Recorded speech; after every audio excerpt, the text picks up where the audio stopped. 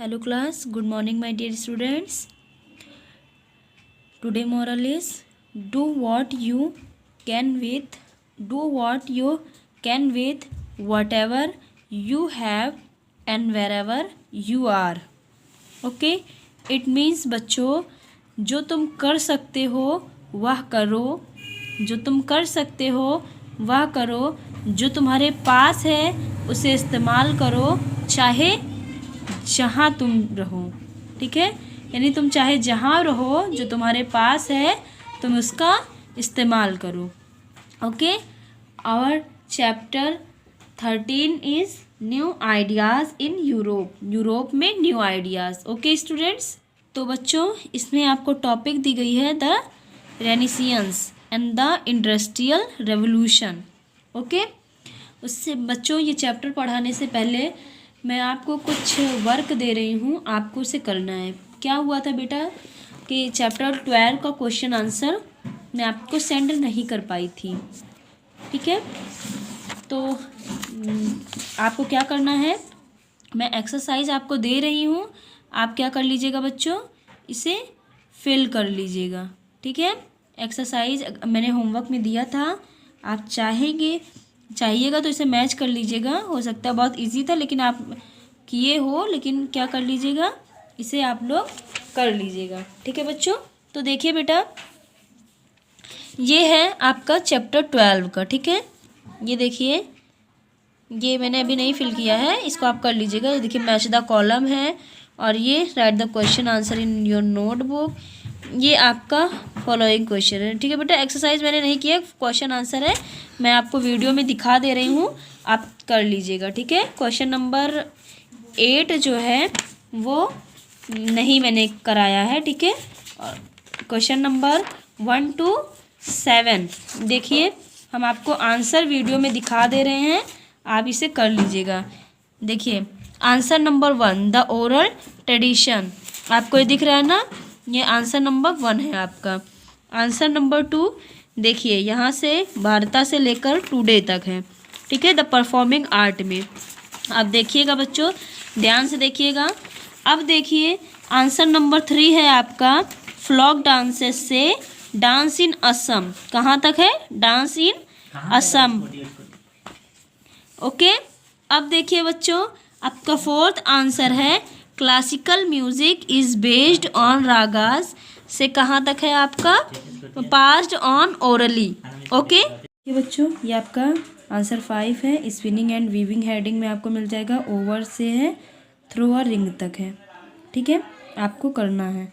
और आंसर 6 आपको मिलेगा वाटर हार्वेस्टिंग में। ठीक है, देयर वर्ड से लेकर है बी यूज्ड लेटर तक।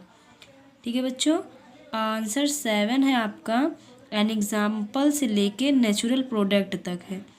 ठीक है, मेडिसिन एंड साइंस हेडिंग में। ठीक है बच्चों, तो और आंसर 8 आपको करना नहीं है। ओके, अब हम आते हैं न्यू आइडियाज़ इन यूरोप, हमारा next chapter. Today I will teach to you chapter 13। Okay, let us start our topic the Renaissance. ठीक है, and the industrial revolution. Tick the sentence that you know are true, आपको उस sentence पर टिक करना है जो आप जानते हैं। द अर्थ इज राउंड, क्या अर्थ राउंड है, अगर आप जानते हैं तो टिक कर सकते हैं। द अर्थ इज़ फ्लैट, या फिर अर्थ क्या है, फ्लैट है। ठीक है, अब हम आते हैं बच्चों अपने एक्सप्लेनेशन पर। ठीक है, we know that the planets revolve around the sun and that the earth is round because of 2 Europeans, Copernicus and Magellan, who lived several centuries ago। देखिए बच्चों, यानी हम जानते हैं कि सारे प्लैनेट जो हैं वो सन का चक्कर लगाती हैं। ठीक है, और अर्थ क्या है, राउंड है, क्योंकि 2 यूरोपियंस ने जो है बताया है। ठीक है, कॉपरनिकस और मैगलियन ने, जो हमारे यानी कई सेंचुरी अगो जो रहते थे। ठीक है, अब देखिए द रेनेसांस क्या है, these famous Europeans lived around 500 years ago, yet will still remember them because the things they did were so important. At that time, most people were not allowed to think freely for themselves. However, some people preferred to think for themselves. They asked questions and tried to find the answer to these questions. They developed a questioning attitude. This is how Copernicus was able to work out that the planet revolved around the sun. Until then, people had thought that the sun went around the earth. 500 years ago, people also thought that the earth was flat and that if you sailed too far out, you would fall off the edge of the अर्थ। सबसे पहले तो बच्चों आप जानिए कि यानी Europe में मध्यकाल में आए एक सांस्कृतिक आंदोलन को क्या बोलते हैं? पुनर्जागरण बोलते हैं, यानी रेसियंस बोलते हैं। ठीक है, यानी यह आंदोलन इटली से आरंभ होकर पूरे यूरोप में फैल गया। इस आंदोलन का समय 14वीं शताब्दी से 17वीं शताब्दी तक माना जाता है। और पुनर्जागरण का अर्थ होता है पुनर्जन्म। मुख्यतः यह यूनान और कहाँ से लिया गया है? इटली की कैपिटल रोम से लिया गया है। ठीक है बच्चों, तो देखिए बेटा, यानी इसमें आपको बताया गया है कि अर्थ क्या है। यानी बहुत सालों तक ये इन लोगों ने 500 सेंचुरी अगो ये लोग इस पर रहते थे और इन्होंने पता लगाया कि यानी प्लैनेट जो है वो रिवॉल्व करती है किसका? सन का, यानी चक्कर लगाती है। ठीक है, और यानी इन्होंने पाया कि अर्थ क्या है, यानी अर्थ जो है वो फ्लैट थी। ठीक है, अब देखिए यानी कोपरनिकस ने बताया। ठीक है बच्चों, अब देखिए मैगोलियन क्या क्या कहना है। Magellan thought that the earth is round, यानी कोपरनिकस का कहना है कि earth is flat, but Magellan ने सोचा कि अर्थ क्या है? वो राउंड है। Earth is round not flat. इन्होंने सोचा कि अर्थ क्या है, इन्होंने विचार किया, इस पर पाया कि अर्थ जो है वो राउंड है, फ्लैट नहीं है। He wanted to prove this, so he bravely set out of sail round the world. No one had ever done this before, यानी ये प्रूव करना चाहते थे अपनी बातों को कि अर्थ जो है वो क्या है? फ्लैट नहीं है, राउंड है। Ideas like this the other very interesting things happened in Europe in the 15, 16 and 17 centuries. This period is called the Renaissance.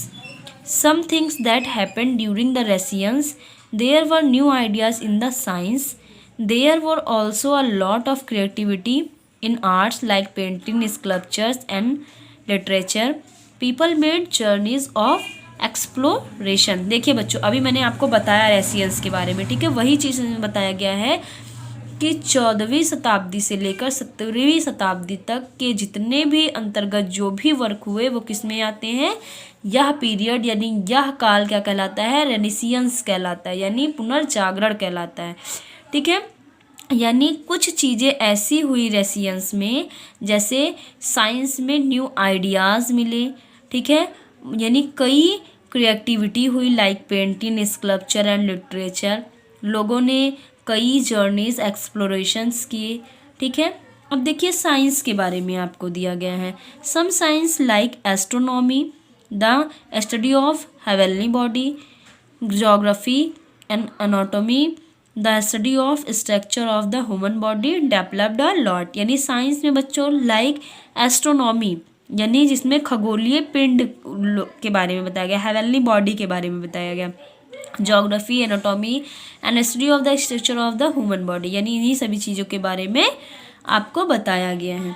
ठीक है, अब देखिए बच्चों, 3 very famous Russian scientist were Copernicus, Galileo and Newton. यानी ये 3 famous रेनेसियंस scientist हैं, कौन कौन से? Copernicus, Galileo and Newton. Okay, अब देखिए कोपरनिकस जो है बच्चों वॉज बर्न इन पोलैंड। ठीक है, इनका जन्म कहाँ हुआ? पोलैंड में। He spend many year observing the night sky and recording his observation, यानी इन्होंने अपना अधिक समय कहाँ व्यतीत किया? यानी ऑब्जर्वेशन के रिकॉर्डिंग की तरफ व्यतीत किया। These observation made him think, he realise that the earth and other planet revolve around the sun, यानी इनके प्रेक्षण के हिसाब से इनके प्रेक्षण के हिसाब से इन्होंने थिंक किया, इन्होंने रियलाइज़ किया कि अर्थ और अदर प्लैनेट अराउंड करती है, यानी रिवॉल्व करती है सन की। ठीक है, Galileo an Italian was born about a century after Copernicus, यानी गैलीलियो इटालियन, यानी ये कहाँ इनका बर्न कहाँ हुआ था? यानी कोपरनिकस के आफ्टर। ठीक है, यानी ये इटालियन में इनका जन्म हुआ था। Many scientific ideas interested him, he took his pupils to the top of tower, here he dropped two things of different weight to show them that everything falls to the ground at the same rate. He invented the telescope, यानी बच्चों इन्होंने क्या किए? इन्होंने बहुत चीज़ों का खोज किया, इन्होंने टेलीस्कोप का खोज किया। With it he saw 4 moons of Jupiter, यानी जुपिटर के 4 मून्स को इन्होंने देखा। And also details on the surface on the moon, और इन्होंने क्या किया? इसके बारे में डिटेल्स दिया। And he agreed with Copernicus that the earth went around the sun, however at the time people believed that the earth was at the center of the universe, so Galileo had to face trial for his beliefs. Today we know that he was right. Isaac Newton was born in England about a century later, यानी इन्होंने बच्चों Copernicus और Galileo Newton ने बहुत ही खोज की, यानी Copernicus और गैलीलियो ने यानी पृथ्वी के बारे में और मून्स के बारे में और सभी चीज़ों के बारे में बहुत ही ऑब्जर्वेशन के बहुत ही चीज़ों का पता लगाया। अब देखिए आइजक न्यूटन का बर्न कहाँ पर हुआ? इंग्लैंड में हुआ। ठीक है, he built on the work that Galileo had done, यानी इन्होंने भी कुछ वर्क किए। He explain why things fall to ground because the earth has a force called gravity, यानी बच्चों इन्होंने देखा जब कोई चीज़, इन्होंने किसकी? ग्रेविटी की खोज की थी, गुरुत्वाकर्षण बल की। इन्होंने जैसे बच्चों कोई चीज़ पृथ्वी पर गिरती है, इन्होंने एक बार एक बॉल को गिरते देखा तो उन्होंने देखा कि ये पृथ्वी क्यों बॉल को अपनी तरफ आकर्षित करती है। ठीक है, you will learn about this in later a class, आप लोग आगे और इन सभी चीज़ों के बारे में जानेंगे। अब देखिए painting and sculpture, the attitude had an effect on the arts. Two artists and sculpture produced magnificent work was different from the work earlier centuries. Their work is same of the most beautiful in the world. Many Renaissance artists and Italian. Two of the most famous were Leonardo da Vinci and Michelangelo. Leonardo Vinci was one of the most amazing people of the Renaissance. He was both an artist and scientist. As a young boy, he received training as a painter, and at the same time, he learned how various. देखिए बच्चों, यानी painting and sculptures के बारे में आपको दिया गया है। कई रेसेंसियस, कई साइंटिस्ट ऐसे हैं जिन्होंने जो किस में फेमस है? पेंटिंग और स्कल्पचर्स में फेमस है। जैसे मैंने अभी आपको कुछ साइंटिस्ट के नेम बताया जिन्होंने कई इन्वेंटेड किए हैं, कई चीज़ों के इन्वेंटेड किए हैं। उसी तरीके से यानी कुछ साइंटिस्ट ऐसे हैं जैसे लियोनार्डो, इन्होंने किस में? यानी पेंटिंग और स्कल्पचर्स में ये बहुत ही फेमस साइंटिस्ट है। तो इसी चीज़ के बारे में आपको इसमें बताया गया है। ठीक है, तो बच्चों ये एक्सप्लेनेशन बहुत बड़ा है, इन्हीं सब चीज़ों के बारे में बताया गया। हम आपको हेडिंग वाइज बताते हैं। ठीक है, अब देखिए literature William Shakespeare an Englishman was one of the greatest writer of this period. He wrote plays and poetry. His plays were performed in London and very popular. देखिए बच्चों, लिटरेचर, विलियम शेक्सपियर जो थे वो English man थे। इन्होंने यानी ये English में बहुत ही ज़्यादा कविताएं लिखी हैं और बहुत सी चीज़ों इन्होंने लिखा, पोट्री वगैरह। तो देखिए his plays were performed in London, ये कहाँ पर, लंदन में परफॉर्म करते थे। एंड वेरी पॉपुलर, ये बहुत ही फेमस थे, बहुत ही प्रसिद्ध थे। They were even performed as very away as Poland, they are still performed all over the world.